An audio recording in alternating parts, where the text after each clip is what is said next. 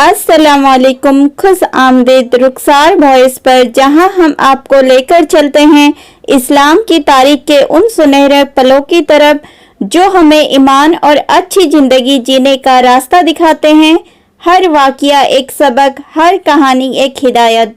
आओ मिलकर इन्हें शानी तारीख की बाजीगर वाक़ियत को जानें। हजरत इमाम हुसैन रदियल्लाहु ताला अन्हा नबी मोहम्मद सल्लल्लाहु अलैहि वसल्लम के नवासे और इस्लाम की तारीख में एक बड़े मकाम वाले शख्सियत हैं। उनका वाक़िया करबला एक ऐसी सच्ची कहानी है जो हर मुसलमान को याद दिलाता है ईमान, कुर्बानी और सच्ची मोहब्बत का मतलब। आज हम आपको लेकर चलेंगे उस दर्द भरे मकाम पर जहां इमाम हुसैन रदियल्लाहु ताला अन्हा ने अपने परिवार के साथ कुर्बानी दी थी इस्लाम को बचाने के लिए। हजरत इमाम हुसैन को इस्लाम में शहीद का दर्जा दिया गया है। उनकी शहादत की कहानी हर किसी को रुला सकती है। इमाम हुसैन की याद में ही मुहर्रम के महीने में उनकी शहादत को याद किया जाता है।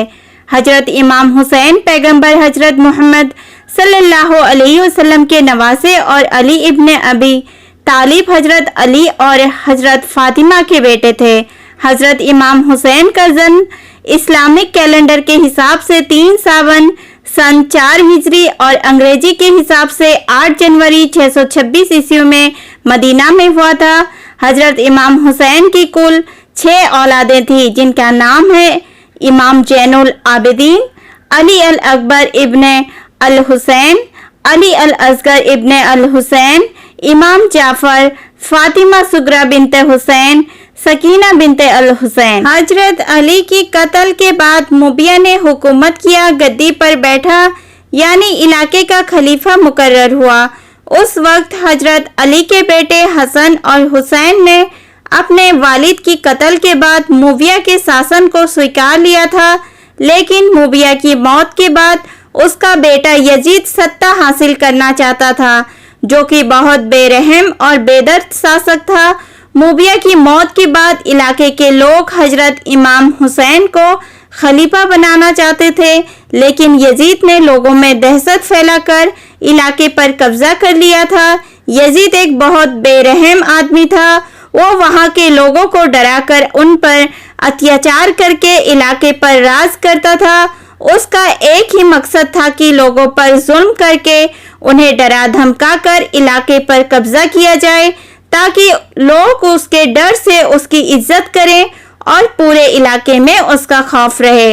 हजरत इमाम हुसैन बहुत बड़े इबादत गुजार थे। वो रात भर अल्लाह की इबादत में लगे रहते थे। दिन में वो इलाके में रह रहे गरीबों की मदद करते थे, उनके हमदर्द बनते थे, उनकी खुशियां में शरीक होते थे और खुशियां बांटते थे। बाकी वक्त वो इस्लाम के तबलीग में निकालते थे।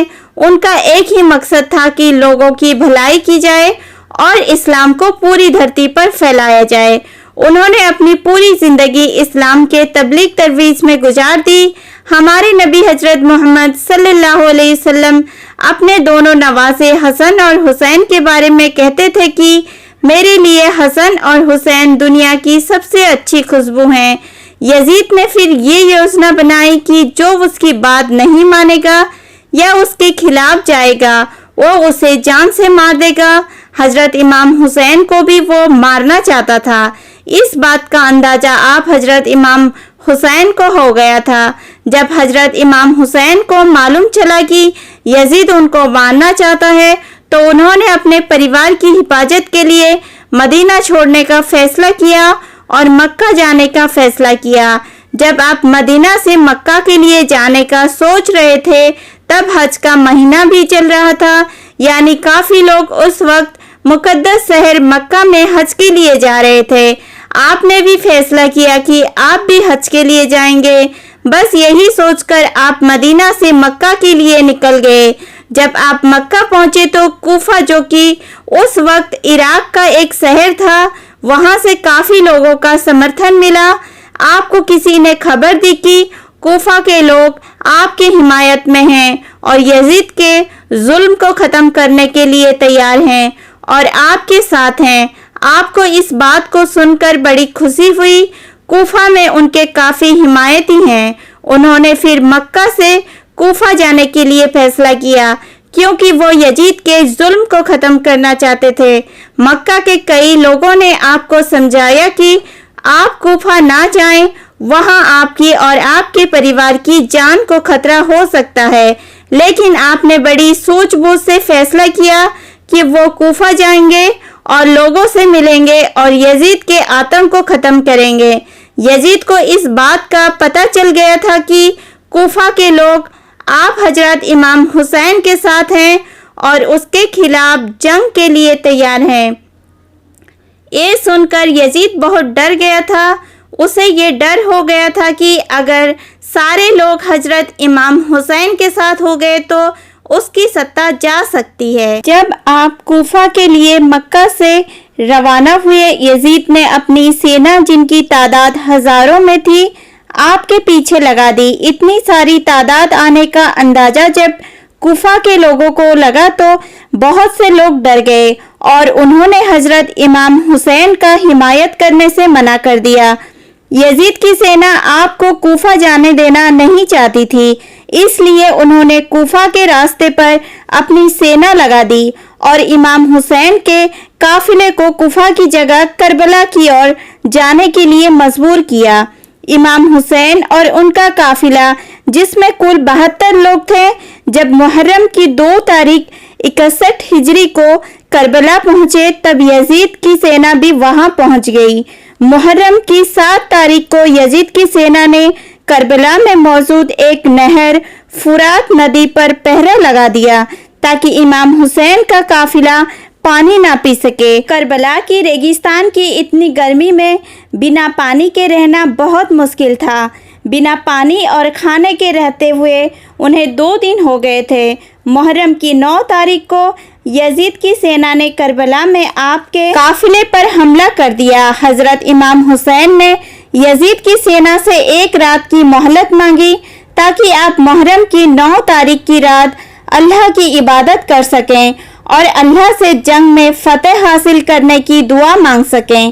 اگلے دن حضرت امام حسین کے سمیت کل 72 ساتھی یزید کی ہزاروں سینا کے سامنے جنگ کرنے کو تیار تھے۔ دوپہر میں نماز کے بعد یزید کی سینا آپ کے قافلے پر حملہ کر دیا۔ جنگ میں آپ کے سبھی ساتھی شہید ہو چکے تھے، تب اکیلے امام حسین ہی بچے تھے۔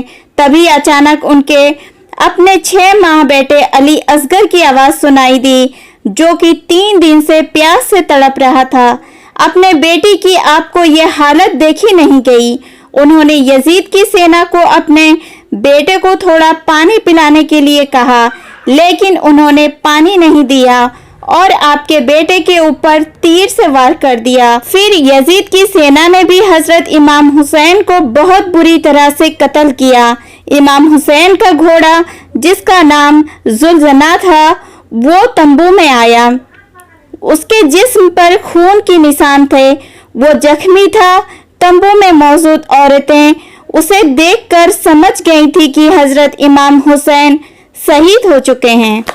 یزیدیوں نے تلوار سے آپ کا مبارک سر کاٹ کر گلی محلے میں گھمایا تھا، ان کا جلوس نکالا گیا تھا۔ یہ دیکھ کر ہر کسی کے آنکھ میں آنسو تھے سوائے یزیدیوں کے۔ امام حسین کی شہادت کو اسلام کبھی بھلا نہیں سکتا۔ امید ہے آپ کو یہ کہانی پسند آئی ہوگی۔ ہر کہانی سے ہمیں کچھ سیکھنے کو ملتا ہے اور حضرت امام حسین رضی اللہ تعالی عنہ کی کہانی سے ہمیں یہ سیکھنے کو ملتا ہے کہ ایمان اور سچائی کے لیے کبھی بھی سمجھوتا نہیں کرنا چاہیے۔ بہر کرم ہمارے چینل کو سبسکرائب کریں، لائک کریں اور شیئر کریں تاکہ ہم اور بھی اسلامی واقعات آپ تک پہنچا سکیں۔ اللہ آپ کو خوش رکھے۔